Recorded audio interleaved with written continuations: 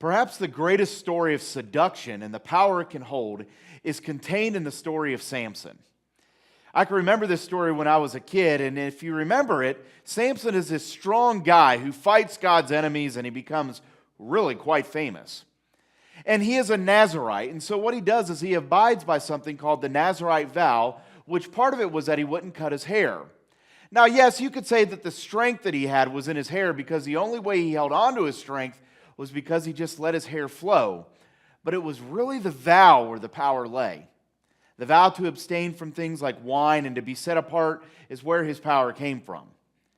But it seems that Samson lost track of this through seduction. And we know who this was. It was Delilah. Now, Delilah was a beautiful woman, and she seduced Samson into giving up his secret. See, she had ulterior motives, and it was all covered up in something quite wonderful, the beauty of a woman. Well, if you know the rest of the story, she finds out his secret, she cuts his hair, and he's immobilized and he's humiliated before God's enemies.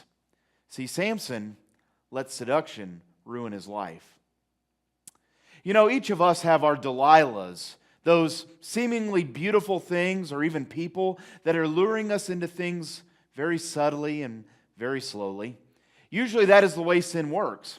It hardly ever is obvious, and it always paints itself as something pleasurable, maybe even honorable at times. I mean, think about it. I mean, what are some things that maybe 3, 5, or even 10 years ago you would never do that now you accept as just common or ordinary in your life? Could it be that sin has seduced you? You know, this is the picture that we get in Revelation chapter 17 and 18.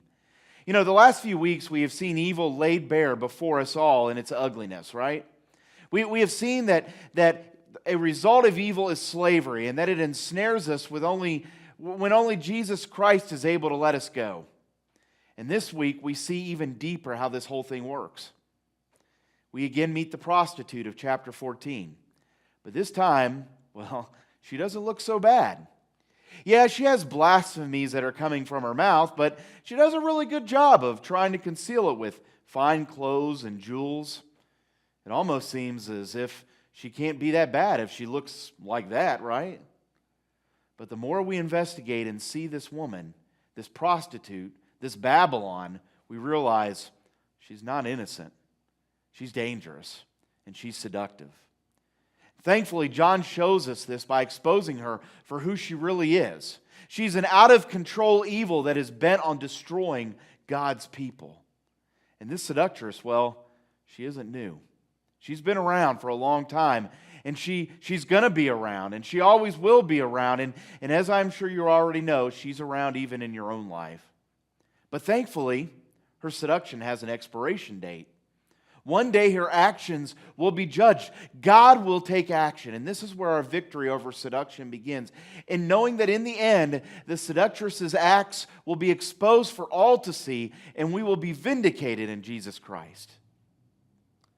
But did you know that while the final victory is won, we can take some steps right now in our lives here today to have victory over temptation and seduction?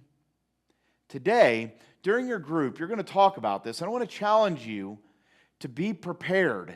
You can prepare yourself to battle and overcome seduction. It's possible. You can win. So why don't we talk about it? Let's find out what we can do to allow God to overcome the seduction in our lives.